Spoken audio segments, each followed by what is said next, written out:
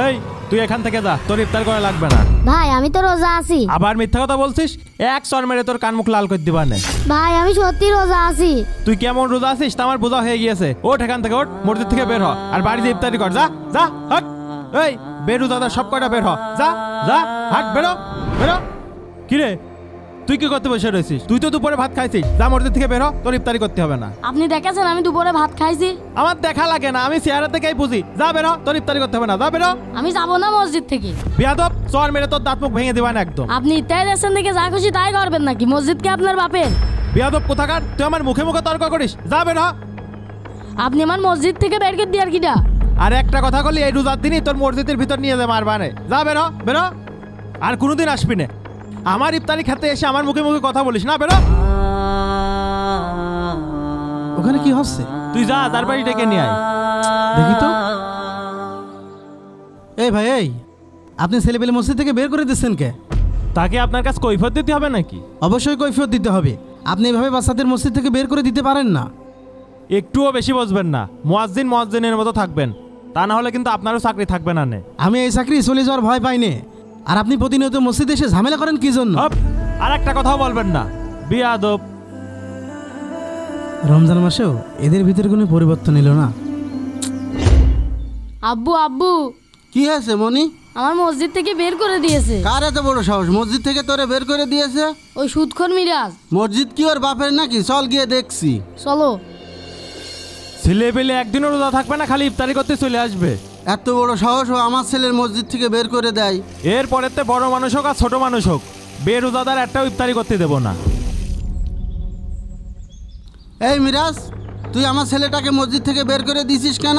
আপনার ছেলে রোজা না থাকে, প্রতিদিন মসজিদ ইফতারি করতে আসে, এই জন্য আমি বের করে দিয়েছি। কে বলেছে আমার ছেলে রোজা থাকে না? আমার ছেলে সবগুলো রোজা আছে। ও কেমন রোজা থাকে আমরা বুঝি। তুই আমার ছেলের মসজিদ থেকে বের করে দেওয়ার সাহস কোথায় পাস? মসজিদ কি তোর বাপের? হ্যাঁ, মসজিদ আমার বাপের। এই মসজিদের ছাদ, এই মসজিদের জায়গা আমাদের। এরপরেতে আপনার ছেলে জন্য ইফতারি করতে না আসে। এই কি হচ্ছে এখানে? চাচা, ছেলে পেলে একটাও রোজা থাকে না, প্রতিদিন মসজিদে ইফতারি করতে আসে, এসে ঝামেলা করে।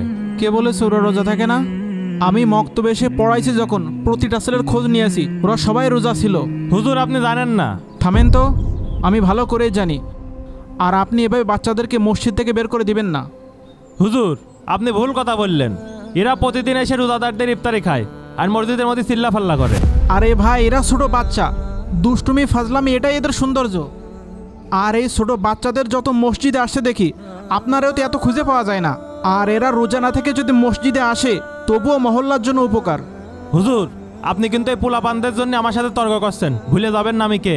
এই মিরাজ, খবরদার তুমি হুজুরের সঙ্গে এভাবে কথা বলবা না। হুজুর ঠিকই বলেছে, তুমি বাচ্চাদেরকে মসজিদ থেকে তাড়িয়ে বের করে দিচ্ছ, এর জন্য কত বড় ক্ষতি হচ্ছে তুমি জানো? আমি তো কোনো ক্ষতি দেখছি না, বরং এরা মসজিদে আসলে আমাদের আরো নামাজে ডিস্টার্ব হয়।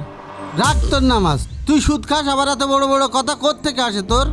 শোনো মিরাজ, তোমার এই খারাপ আচরণের জন্য বাচ্চাদের মসজিদের প্রতি আগ্রহটা হারিয়ে যাচ্ছে, মসজিদের প্রতি ওদের ঘেন্না জন্মাচ্ছে। চাচা, আপনি একেবারে ঠিক কথা বলেছেন। এই বাচ্চারা এই মসজিদের ভবিষ্যৎ মুসল্লি। আজ যদি এই মসজিদে বাচ্চাদের কোলাহল না শোনা যায়, ভবিষ্যতে এই মসজিদের মুসল্লি খুঁজে পাওয়া যাবে না।